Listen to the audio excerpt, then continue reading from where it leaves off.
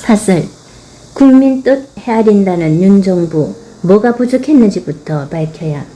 윤석열 대통령 지지율이 취임 석 달 만에 20%대로 떨어진 것과 관련해 대통령실은 국민의 뜻을 헤아려서 부족한 부분이 있다면 채워나가도록 하겠다고 했다.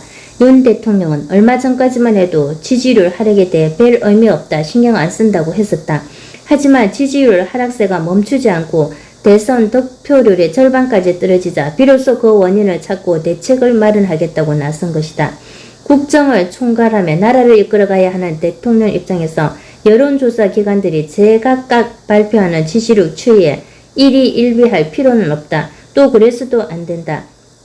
나라가 가야 할 먼 장래를 보며 필요한 일이라고 판단되면 반대 여론을 무릅쓰고 대통령이 결단해서 밀어붙여야 할 때도 있다. 그러나 대통령이 나라를 잘못 이끌고 있다는 여론이 지속적으로 높게 나오고 그 같은 경향이 점점 강화되는 추세라면 대통령과 핵심 참모들은 자신들이 길을 잘못 든 것이 아닌가 멈추어서 살펴봐야 한다.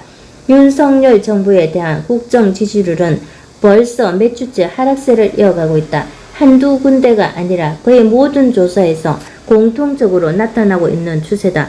이런 상황에서 대통령이 지지율에 신경 쓰지 않겠다는 것은 정권이 잘못된 방향과 방식으로 국정을 이끌고 있다는 국민적 판단을 무시하는 것으로 비추일 수 있다.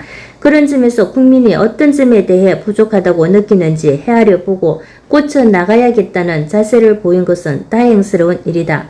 윤 대통령이 휴가에서 복귀하는 8일 이후 어떤 메시지를 던질지 국민은 관심 깊게 지켜보고 있다. 윤 대통령은 그동안의 혼선과 실책을 솔직히 인정하고 뭐가 부족했는지부터 정확히 밝혀야 한다. 그래야 돌아서 민심을 되돌릴 수 있는 국정쇄신의 단초가 마련된다. 대통령실과 내각에 대한 과감한 인적 쇄신도 검토할 필요가 있다. 여당의 집안 싸움에 대통령까지 끌어들어가는 모습은 더 이상 곤란하다. 원활한 국정 운영을 위해 야당에도 적극적으로 손을 내밀어야 한다. 국민이 잘못했다고 고개를 내전 태도와 자세를 바꾸지 않은 상태에서 해오던 일을 열심히 하겠다는 식이어서는 안 된다. 말로만 국민 뜻을 헤아리겠다고 하고 예전과 똑같은 모습을 보인다면 위기에서 벗어날 수 없다.